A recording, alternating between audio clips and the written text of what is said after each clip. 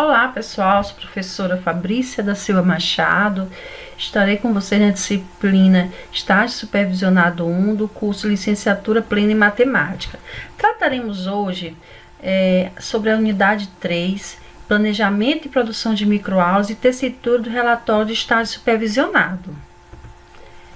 Primeiramente, vamos nos questionar o que é planejar. Muitos se colocam e muitas vezes ficam em dúvida o que de fato é planejar. Para Lucchesi, planejar é um conjunto de ações coordenadas visando atingir os resultados previstos de forma mais eficiente e econômica. Outro aspecto que traz bastante dúvida é qual é a diferença entre planejamento e plano. Planejamento é o ato de arquitetar de forma consciente e ordenada uma série de ações de forma a alcançar um determinado fim ou um objetivo valioso para a pessoa. Plano é um documento que resiste o que se pensa fazer, como fazer, quando fazer, com o que fazer e com quem fazer. Para elaborar um plano eficiente, você deverá seguir as seguintes dicas. Definir os seus objetivos claramente, traçar as metas que devem ser batidas no decorrer do processo, projetar ações para a tomada de decisões quanto às condições adversas futuras que porventura possam surgir, analisar as possibilidades alternativas de ações e, por último, implementar o processo e avaliar resultados. O plano de aula. O plano de aula temos que ter consciência que ele é um documento necessário em que vão estar os conteúdos, os objetivos, a metodologia e também os recursos metodológicos, os recursos avaliativos e as referências ao qual vão ser utilizadas. Então, é necessário para o professor elaborar o plano de aula para que possa desempenhar da melhor forma possível as suas ações no contexto educacional. Então, os elementos fundamentais de um plano de aula é o assunto, a necessidade e o objetivo. Então, o assunto, temos que são os elementos necessários dos conteúdos. A necessidade também é algo, por que eu quero estudar isso, por que isso é necessário.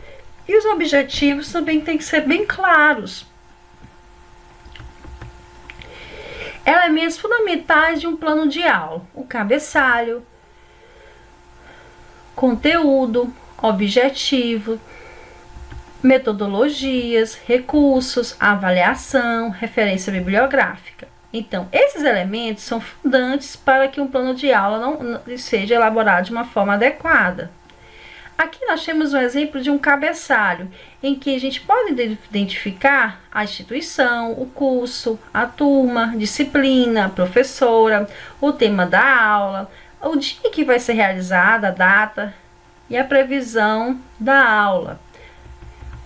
O tempo, pessoal, ele é muito importante porque nos ajuda a ter a previsibilidade de qual a duração daquela aula, relacionando sempre o conteúdo ministrado. Há conteúdos que demandam mais tempo e outros não. Por isso a necessidade de ter esse tempo estipulado, previsto. O conteúdo também ele é muito importante. A escolha dos conteúdos, a delimitação desses conteúdos são imprescindíveis para que nós podemos desempenhar a nossa atividade da melhor forma. Então, vamos escolher boas fontes para que os alunos possam desempenhar o seu papel. Então, objetivos da aprendizagem.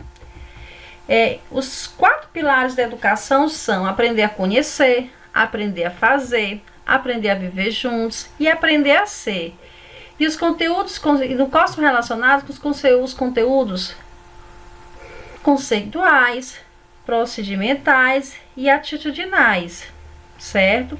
Os referidos pilares sugeridos por Delors podem ser relacionados com os objetivos em sua essência como sendo: o aprender a conhecer, relacionado com os objetivos conceituais. O aprender a fazer, relacionado com os objetivos procedimentais. E o aprender a viver juntos e aprender a ser com os atitudinais. O primeiro deles, que a gente vai conversar hoje, será os objetivos referentes aos conceituais, em que implica o aluno conhecer os conceitos daquele conteúdo.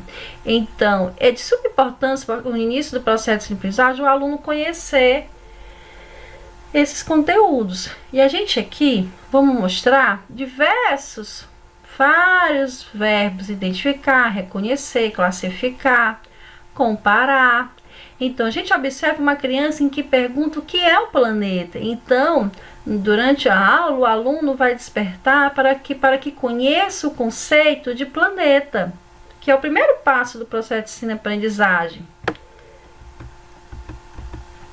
Já os objetivos referentes ao desenvolvimento de procedimentos implica a aplicabilidade dos conceitos aprendidos. Então, o aluno aprende o conceito de planeta, de terra, de sistema solar, e ele vai ser impulsionado a fazer aplicabilidade desses conceitos. Então, a gente retoma aqui a essas duas figuras em que nós temos uma criança em que ela produziu um foguete, se imagina como um astronauta, e do outro lado, e do ladinho, nós observamos o pai e a filha montando um sistema solar a partir dos conceitos aprendidos. Então, nós observamos uma aplicabilidade dos conceitos aprendidos.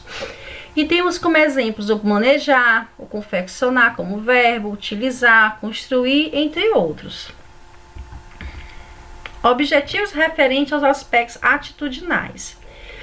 Os aspectos atitudinais estão relacionados, além do conceito, além da aplicabilidade, precisamente nos objetivos de aspecto atitudinal, do aluno ele aprender valores, regras, normas, para que tenha o melhor desenvolvimento perante esses conteúdos na sociedade. Então, o que a gente observa? Uma criança que ela já reconhece a importância, já conhece os conceitos, já sabe a aplicabilidade, e aqui do lado um grupo de crianças em que juntas sabe da importância do mundo. Então, a gente pode colocar como essas crianças elas aprenderem a valorizar uma vida saudável, um ambiente saudável, um planeta sem agrotóxicos, entre outras coisas que a gente pode ir trabalhando valores, regras e normas nessa parte dos objetivos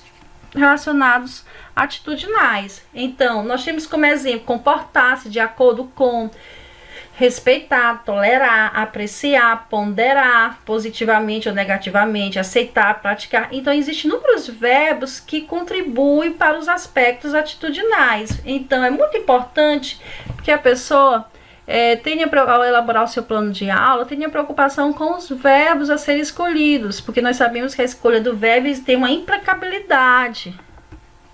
Então, outro aspecto a gente tem que dar importância no plano de aula é a relação conteúdo-objetivo.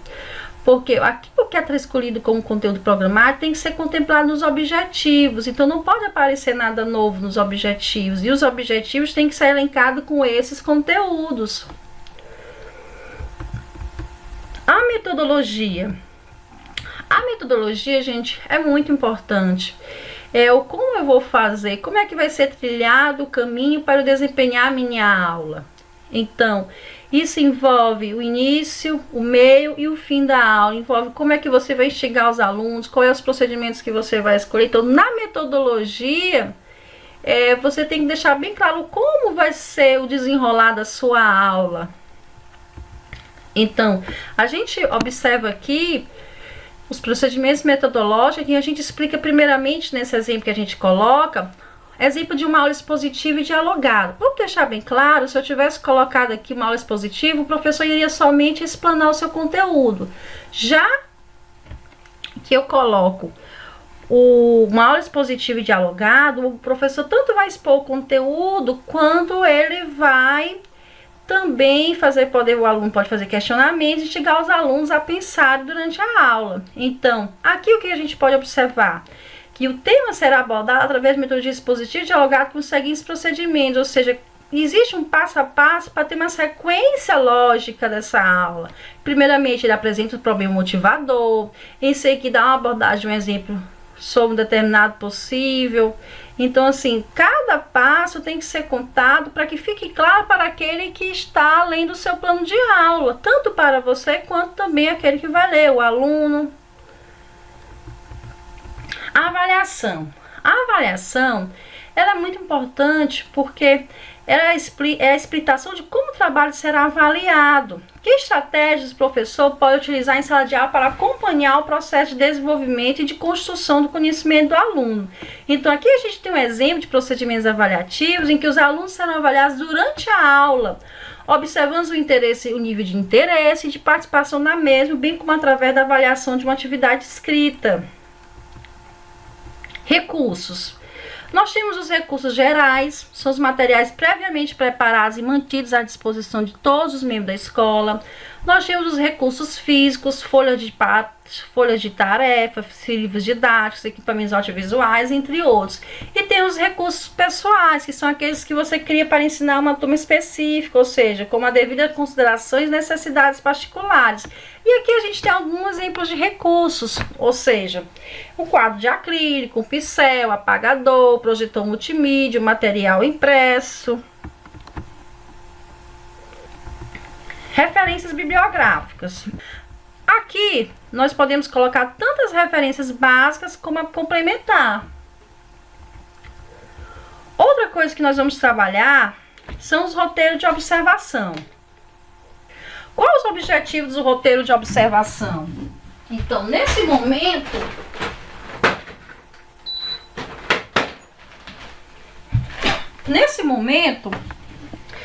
nós vamos observar, diagnosticar, registrar e caracterizar o cotidiano escolar do espaço educacional e concedente, relacionando com as questões políticas, sociais, culturais, relacionais e didático-pedagógicas. Então, o aluno vai ter que observar, no roteiro de observação, a observação e análise da realidade, por isso olhar atento, a observação e coleta de dados do cotidiano escolar, a observação da prática e coleta de dados sobre a proposta curricular e o projeto político-pedagógico da escola, em que envolve a proposta curricular, projeto político-pedagógico da escola, o PPP expresso no cotidiano escolar, observação e prática da gestão de sala de aula, certo? Então, observação e análise da realidade, a gente podemos observar a identificação, onde essa escola é localizada, descrição da estrutura física, da realidade externa, observação e coleta de dados do cotidiano escolar, explorar e conhecer os espaços, materiais e recursos pedagógicos disponíveis e utilizados na prática pedagógica realizada na escola e instituição concedente. Então, nós temos que ficar atento o que tem nessa escola. Então, o estagiário, ele vai observar todos esses aspectos para que ele possa da melhor forma avaliar. Observação da prática e coleta de dados sobre a proposta curricular e o projeto político-pedagógico da escola. Então, a gente observa a proposta curricular, o projeto político-pedagógico da escola, o PPP expresso no cotidiano escolar. Então, primeiro a gente se pergunta o que é um projeto político-pedagógico. É o plano global da instituição.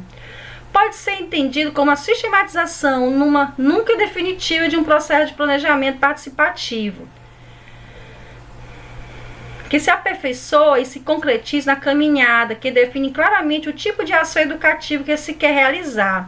É um instrumento teórico-metodológico para intervenção e mudança da realidade. É um elemento de organização e integração da atividade prática da instituição neste processo de transformação. Então, o PPP, o Projeto Político Pedagógico, eu costumo dizer que é o coração da escola. Lá vai estar todos os conceitos importantes, epistemologias, então todo um plano global que a instituição se propõe fazer. Então, nós vamos nos atentar agora para os critérios de avaliação do estágio supervisionado. Então, de acordo com a resolução 122 de 12 de dezembro de 2016, Os critérios de avaliação do estágio supervisionado são assiduidade, pontualidade, interesse da aprendizagem, iniciativa, conhecimento técnico da área, capacidade de planejar, relacionamento interpessoal, zelo do patrimônio da escola concedente e senso de organização. Então, observação em prática da gestão da sala de aula. Outro aspecto importante a ser observado. Assim, nessa etapa do seu estágio supervisionado, você tem a oportunidade, função de observar a sala de aula, considerando os itens. Descrição do assunto a ser estudado durante o dia, estratégia utilizada pela professora no encaminhamento das atividades, procedimentos metodológicos adotados, técnicas utilizadas, dinâmicas ou não, recursos materiais, atitudes e manejos de classe, entonação de voz, linguagem. Então, tudo isso a gente tem que ficar atento. E como nós estamos dentro de um contexto de ensino remoto, eu vou colocar algumas atividades que podem ser previstas nas atividades síncronas ou assíncronas, como a videoaula. O professor pode usar uma videoaula, um podcast, que é uma gravação da sua voz que ele pode disponibilizar para os alunos, conteúdo em slides, atividades desenvolvidas a partir de aplicativos computacionais, texto digital para leitura, que pode ser disponibilizado em e-book, artigos, guias, tutoriais, redação de textos, pesquisas na web, discussão por meio de fóruns, estudo dirigido. Então, tem várias coisas que o professor pode fazer para trabalhar de forma remota. Questionário eletrônico, aulas ao vivo. Então, a gente tem que deixar bem claro as atividades síncronas e atividades assíncronas. As atividades síncronas definem tempo máximo a hora aula, ou seja, as atividades que são realizadas ao vivo junto com o aluno. Então, você pode estar lá na sala do professor observando de forma online, tanto observando o professor, o que ele está executando naquele momento, o momento real em que ele está ministrando a aula dele. Já as atividades assíncronas, elas são realizadas não online, elas são, por exemplo, o professor pode gravar um vídeo na sua aula, entre outros aspectos. Então, vocês vão observar que também, para que o professor possa disponibilizar esses recursos, ele tem que fornecer anteriormente ao estudante um guia de estudo. Então, o que é esse roteiro de estudo para o ensino remoto? Você vai observar nesse roteiro de estudo disponibilizado para a atividade assíncrona, professor, disciplina, turma, data, tempo previsto, tem que estar bem claro isso. Se nesse roteiro de estudo, o conteúdo, o que espera que você aprenda, resumir as habilidades do conteúdo, a descrição da aula, sequência de estudos, material complementar, avaliação da aprendizagem. Então, tudo isso é importante. Então, o acompanhamento das atividades não presenciais requer bastante atenção, pessoal. Então, a gente vai colocar as dificuldades quanto ao acesso e uso das tecnologias, processo de aprendizagem dos estudantes, atenção especial aos estudantes com necessidades especiais e realizar encaminhamentos necessários. O professor ele tem que estar preocupado no ensino remoto, principalmente com os feedbacks a esses alunos. Então, vocês vão observar, vai ser uma observação muito mais detalhada e muito mais apurada, no sentido que mais atenção de vocês no estágio supervisionado 1 de forma remota. O relatório de estágio. Pessoal, o relatório de estágio, ele tem requisitos importantíssimos que não podem deixar de ser contemplados. Então, é um documento que relata formalmente os resultados ou processos obtidos em investigação de pesquisa e desenvolvimento, ou que descreve a situação prática ou de observação de uma questão técnica ou científica. Então, é a hora em que vocês vão colocar as mãos na massa para relatar o que foi vivenciado nesse estágio. Por isso, tenham muita atenção e anotem tudo no seu diário de bordo, que será uma peça-chave para que vocês produzam o relatório de estágio de vocês. Então, aqui eu vou apresentar algumas normas e orientações para a elaboração do relatório de estágio supervisionado, em que a estrutura do relatório ele é muito importante para que tenha todo um esclarecimento maior, com uma linguagem clara, objetiva. Então, o relatório de estágio obrigatório é a apresentação final do estudo, pesquisas, práticas e outras atividades realizadas durante o processo de estágio obrigatório, em que o autor comunica resultados, conclusões e recomendações a respeito do assunto trabalhado. Então, a gente tem que colocar, se você vai recomendar, você tem que ter observado bastante e ter diagnosticado as necessidades, assim como certos pontos positivos, como também certos pontos negativos. Estrutura do relatório de estágio. Nós temos elementos pré-textuais, que é a capa, que é obrigatória, a folha de rosto obrigatório, folha de assinatura obrigatório, dedicatório é opcional a ser definido pela orientação, agradecimento também é opcional a ser definido pela orientação, epígrafe também é opcional a ser definido pela orientação, resumo obrigatório, o resumo é obrigatório, lista de figuras, gráficos ou quadros, opcional a ser definido pela orientação, lista de tabelas, opcional a ser definido pela orientação, o sumário também é obrigatório. Então, estrutura do relatório de estágio, elementos textuais. A introdução é um elemento obrigatório, o desenvolvimento é obrigatório, conclusão também é um elemento obrigatório. Então, são partes que são essenciais em que tem que ter atenção em cada uma delas e cada uma tem suas especificidades. Elementos pós-textuais. Nós temos as referências bibliográficas, que é obrigatório, apêndice, que é opcional a ser definido pela orientação, e os anexos também, que é opcional. Então, são partes também importantes em que temos que ter atenção, porque existem as normas regradas para cada uma. A capa. Proteção externa do relatório deve conter a autoria, o título do trabalho, local, data e instituição na qual o relatório foi produzido. Exemplo, tá aqui um exemplo de uma capa em que a gente vê todos os dados requeridos de acordo com a BNT.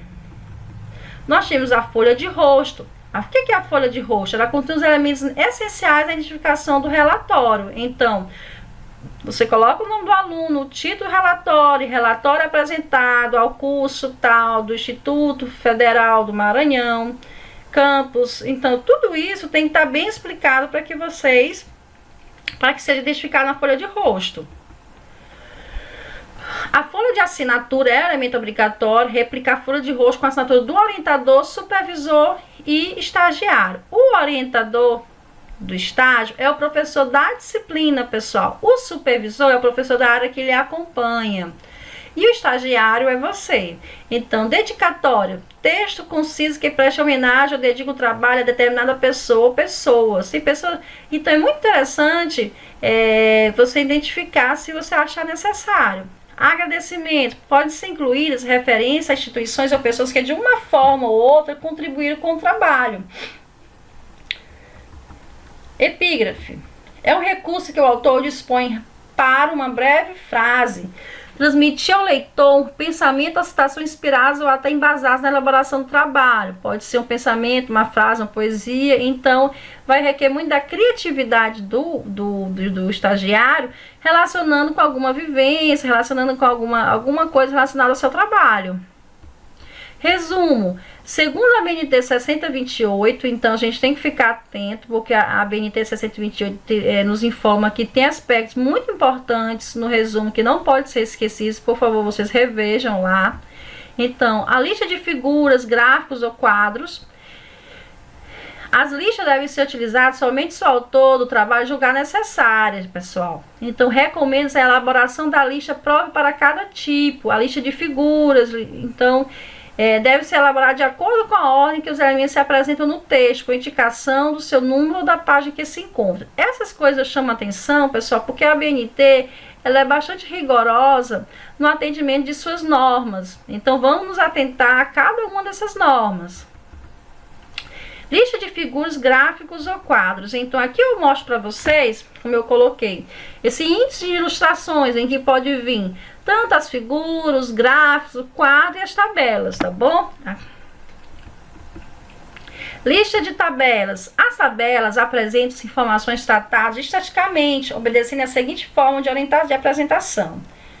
Deve conter numeração independente e contínua. Vamos ficar atento, pessoal. O título deve ser colocado na parte superior, precedido da palavra tabela e do seu número de ordem em algarismos arábicos. Então, olha aqui. Aqui a gente observa a lista de tabelas, o nome em caixa alta. Aqui o nome tabela 1, tabela 2 e a gente vai colocando. Então, todos esses aspectos aqui tem que ser levado em consideração para que vocês possam acertar. Então, sumário. O sumário, pessoal, consiste na enumeração dos capítulos e subcapítulos do relatório, na ordem que aparece no texto, com a indicação da página inicial de cada capítulo. Os capítulos devem ser numerados em algarismos arábicos, a partir da introdução até as referências bibliográficas. Então, a definição de subcapítulos fica a critério da orientação.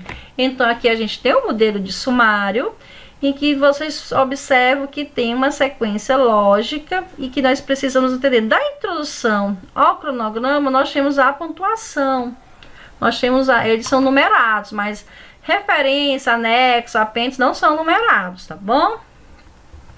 Introdução. A introdução, gente, é a parte inicial do relatório. Deve ser elaborada ao final do trabalho, escrevendo de forma sucinta os principais assuntos descritos ao longo do texto. Então, deve constar os dados referentes ao local onde foi realizado o trabalho, delimitação dos assuntos tratados, motivos que levaram à realização do trabalho e os necessários para situar o tema. Então, a introdução apresenta o que será tratado no relatório sem grandes aprofundamentos. Cuidado, pessoal! Ela vai tratar de uma forma sucinta, dando uma visão geral do que vai estar lá no corpo do texto. Então, a introdução é um texto responsável por apresentar com clareza e objetividade um trabalho acadêmico. A introdução deve ser concisa, porém não é um resumo, e sim uma apresentação geral do trabalho. Na introdução deverá também ser apresentada a estrutura dos capítulos do trabalho. Então, vamos ficar atentos, gente, que a introdução abrange 3 itens do relatório: objetivo, justificativo e a apresentação do corpo do texto, explicitando as partes que compõem o relatório, local de estágio, o período em que se desenvolveu as atividades e a forma como ingressou e foi recebido na empresa. E no nosso caso, a escola. Vamos ficar atentos a cada item desse para que nós podemos construir uma introdução de boa qualidade. Então, objetivos obrigatórios. Dicas para escrever os objetivos. A formulação de objetivo responde às questões para que e para quem. Os objetivos podem ser especificados como geral e específicos. O objetivo geral está ligado a uma visão global e abrangente do tema. Relaciona-se com o conteúdo intrínseco, quer dos fenômenos e dos eventos, quer das ideias estudadas. Os objetivos específicos, pessoal, apresentam um caráter mais concreto, tem uma função intermediária e instrumental, permitindo de um lado atingir o objetivo geral e de outro aplicar as situações particulares. Então, os objetivos devem ser redigidos com o verbo no infinitivo. Cuidado! Então, é explicar, compreender, identificar, propor. Justificativa. A justificativa, gente, é um item do relatório que apresenta as respostas a questão por quê? Por que você fez o relatório?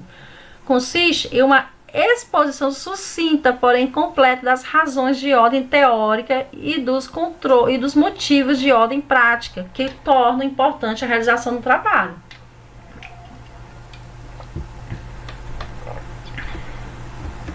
Metodologia é o item do relatório que apresenta os caminhos possíveis, instrumentos e fontes de pesquisa. Responde às questões como o como, com o que, onde, quanto. Desenvolvimento, gente. É a maior parte do relatório e ela precisa ser bastante caprichada, porque vai mostrar de fato as suas observações perante o estágio em que você realizou. Então, a fundamentação teórica, descrever a importância do estágio. Vamos observar os itens em que vão ser contemplados, pessoal. A fundamentação teórica, em que descrever a importância do estágio para a formação do professor. Vocês irão escrever um texto fundamentado nos teóricos que vocês estudaram sobre essa importância do estágio. Vocês vão colocar nesse tópico aspectos físicos, local onde foi realizado o estágio, descreve o local de estágio, nome da empresa, localização, área de atuação, número de funcionários, estrutura física. Aspectos administrativos, então relatar o trabalho desenvolvido pela gestão escolar, certo? E na escola. Aspectos pedagógicos, analisar o planejamento escolar, reuniões pedagógicas, conselhos de classe, entre outros. São aspectos em que vocês vão pontuar no relatório e que não podem faltar. Então, vamos ter atenção. Desenvolvimento. Quais são as dicas? Vamos para as dicas para escrever o desenvolvimento do relatório de estágio. Então, observação de sala de aula. Por isso a importância do diário de bordo, pessoal. Estejam com ele observando, para observar, para anotar, porque vai ser de sua importância para vocês elaborar o seu relatório. Atividades desenvolvidas no estágio, análise crítica das atividades desenvolvidas no estágio, relacionando-se com os referenciais bibliográficos utilizados na elaboração do relatório. No mínimo 3 páginas, viu, pessoal? Identificar e analisar a prática do professor com o intuito de compreender a unidade, teoria e prática, com base nos seguintes itens: concepções sobre escola, aluno, planejamento, avaliação, metodologia, tendências pedagógicas, didática, entre outros. Analisar as concepções do professor por meio de sua prática sobre escola, aluno, metodologia, avaliação, sugestões de melhorias, mudança e propostas de melhorias para escolas. Planejamento de implementação das melhorias, mudanças e propostas com cronograma. Então, todos esses aspectos são importantes, por isso um olhar atento, pessoal, para contemplar todos os aspectos no relatório. Resultados alcançados com a implementação das melhorias, mudanças, propostas. Então, fiquem atentos. Conclusão, gente. A conclusão é uma parte interessante, porque você vai trazer à tona os aspectos em que você observou e que você considera importante a ser levado nos seus achados e resultados. Consiste na parte final do texto, no qual se apresentam as conclusões correspondentes aos objetivos e ou hipóteses, bem como as sugestões relativas ao estudo, na construção, na conclusão. Na conclusão, pessoal, são descritos os resultados, constatações e recomendações significativas, tendo por base os resultados obtidos. As conclusões devem ser precisas e completas. O texto da conclusão deverá conter os seguintes tópicos: retomados os objetivos do relatório. Então, vamos lá nos objetivos, ler novamente para que possamos trabalhar a conclusão da melhor forma. Relação do estágio com o curso realizado, limitações encontradas durante a elaboração do relatório, vocês vão colocar, considerações finais, o fechamento do relatório. Então, nós temos as referências bibliográficas, em que deve aparecer todas as fontes citadas direto ou indiretamente no relatório, de acordo com as normas da BNT, BNBR 6023. Então, vamos retomar e ter esse cuidado para que o nosso relatório esteja bem padronizado de acordo com as normas e regras da ABNT. Os anexos, gente. Muita gente confunde o que é anexo e o que é apêndice. Os dois são opcionais e os anexos consistem em um texto ou documento não elaborado pelo autor, que serve de fundamentação, comprovação e ilustração.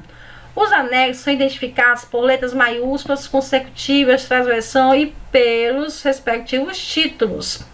Já o apêndice, pessoal, consiste em um ou mais textos ou documentos elaborados pelo autor que serve de fundamentação, comprovação e ilustração. Então, os apêndices são identificados por letras maiúsculas, consecutivas, transversão e pelos respectivos títulos. Aí nós temos as referências, certo? Vocês têm que colocar todas as referências que irão utilizar no relatório. E muito obrigado e boa observação, bom estágio. Qualquer coisa, estamos aqui. Responda as atividades.